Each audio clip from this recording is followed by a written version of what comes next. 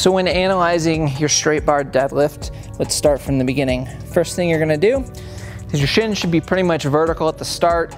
Unlike a trap bar deadlift, you should have very little forward knee travel. If your knees start moving forward, as it gets heavy, the first thing you're gonna do is your hips are gonna move backwards, back to that vertical shin position, and now the weight's out in front of you, okay? So that's the first thing in setup. Next thing is going to be starting position. So as you go into position, you should be engaging by starting with reaching back with the hips towards the wall behind you, forward with the hands. Just this helps get you a nice long spinal position. So at the bottom position, you should be in a straight line from your hip bone all the way to your ears. You can have a little bit of rounding in your upper back.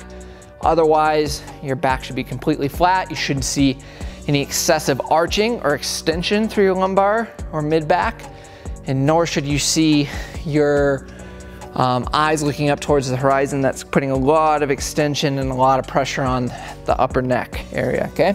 So again, straight line here. Next thing you're gonna go for is tension through the upper body. So the first thing you wanna see happen is your shoulders move down towards your hip line. When this happens, it means you're engaging your lats, creating a lot of upper body tension, which will help keep you from breaking down. And your gaze should just generally be out in front of you just a little bit. You've got a little bit of wiggle room here. You just don't want to be down like this, and you don't want to be way up there. Somewhere in the middle is fine, okay? So now, once you're engaging the movement, you want to see a nice big breath in. You should see full expansion. So it shouldn't just be a belly breath.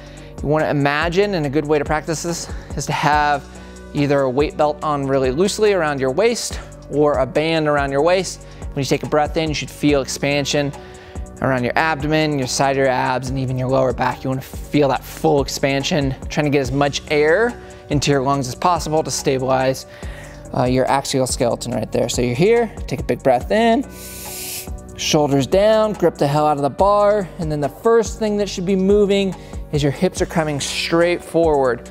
When you're engaging the movement, you want to think of pushing through your feet and driving your hips forward, just like you're doing a broad jump.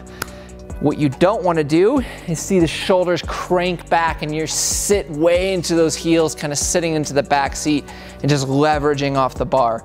This might help you lift a slightly heavier weight, but it's also going to put a ton of pressure on your back.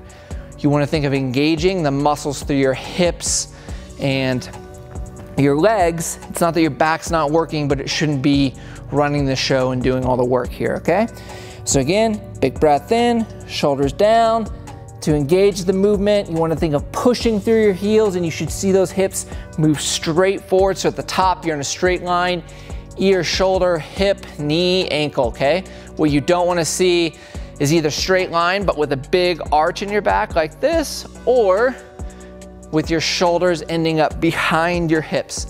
Either of those is going to put a lot of pressure on the lower back and shows that you broke down and couldn't keep tension here, and your lower back won the battle between tension of these two areas, okay? And that's typically due to a lack of bracing or not getting a good breath of air in and then bracing on top of that, or you're losing some lat engagement and then maybe your upper back collapse, and as a result, you're again pulling with that lower back. So part of this is subjective, it's where you feel tension, and then objectively, you want to see the right mechanics. So you're here, big breath in, shoulders down, hips straight forward. The bar pass should be straight up and down. Again, if you get that good engagement, you're pulling that bar in, you got good lat engagement, the bar will come straight up, it'll slide up and down, it will not leave your legs at all. On the downward motion, same thing. Bar should move straight up and down. To do that, you have to keep pulling the bar in the whole time. I think of bending the bar around my thighs. That helps keep that engagement, so that as it comes down, the bar moves straight up and down. It doesn't ever leave the body in this curving bar path, okay? You're here, engage, straight up and down. So the first motion to break at the top is the hips, and you're pulling the bar in so the bar doesn't move away from your center of gravity. All the way down, take a big breath in, repeat.